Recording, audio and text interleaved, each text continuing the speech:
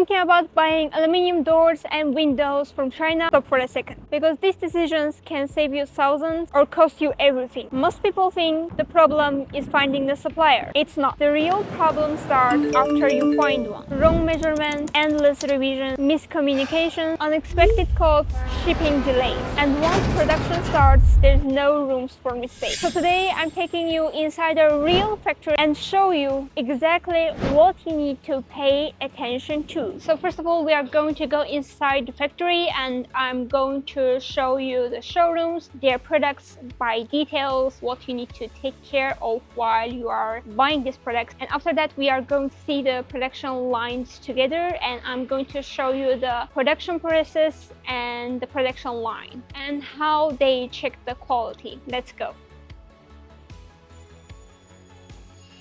So this is their showroom. In here they have a sliding window and here they have a sliding door. So that's if you want a wider open. So this is a casement window and all their products have a thermal break. So let's check the quality and see the hardware they are using inside.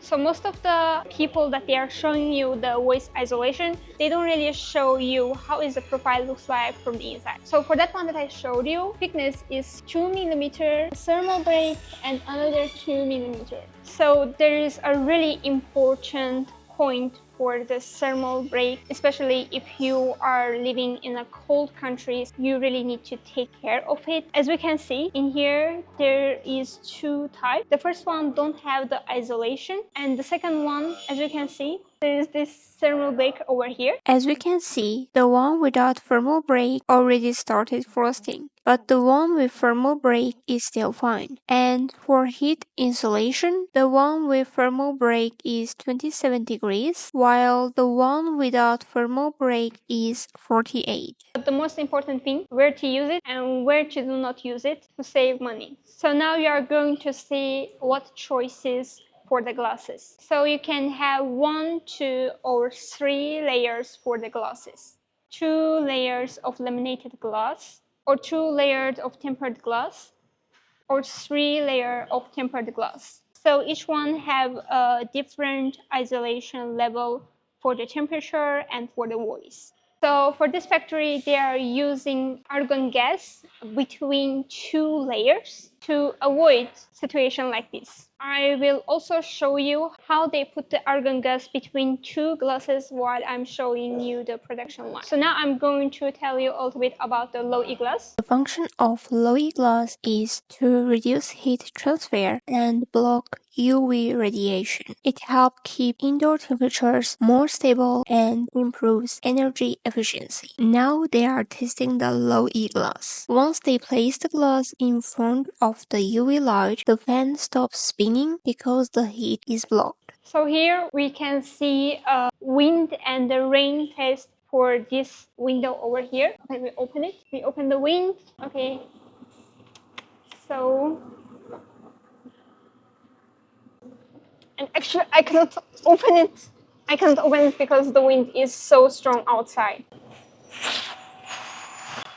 Yeah, okay. That's it. Here, they are simulating extreme wind and rain conditions for the window. And even under this level of pressure, there is still no water leakage.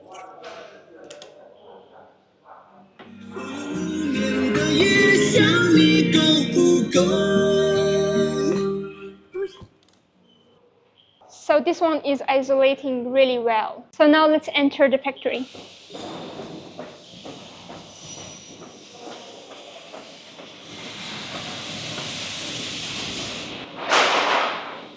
And now we are inside the factory. And here is the warehouses, and they are using different materials for windows and doors. So here there is a cutting machine. Over that part, there is also another cutting machine that it don't need a human while it's working. This is also another cutting machine.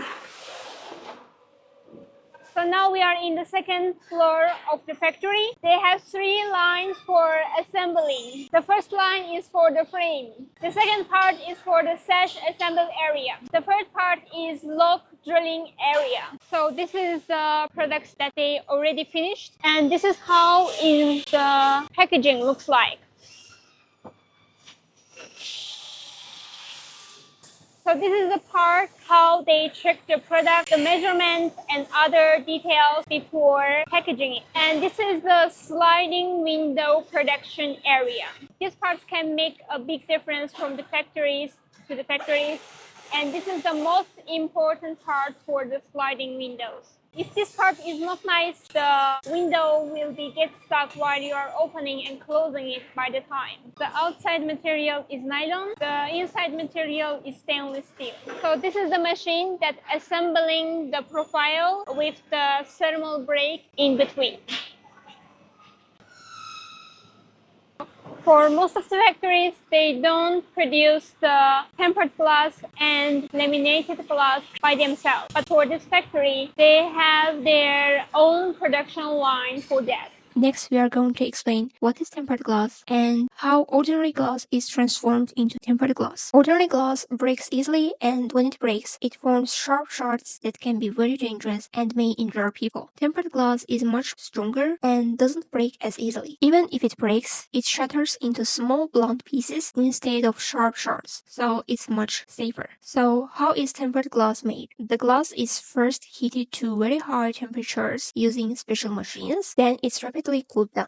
Through this heating and repeat cooling process, ordinary glass is transformed into tempered glass. What is laminated glass? Laminated glass is made by adding a special layer called PVB between two glass panels. The biggest advantage is safety. Because of the PVB layer inside, even if the glass breaks, the broken pieces will stick to the inner layer instead of falling everywhere like normal glass. That's one of the biggest difference compared to ordinary glass.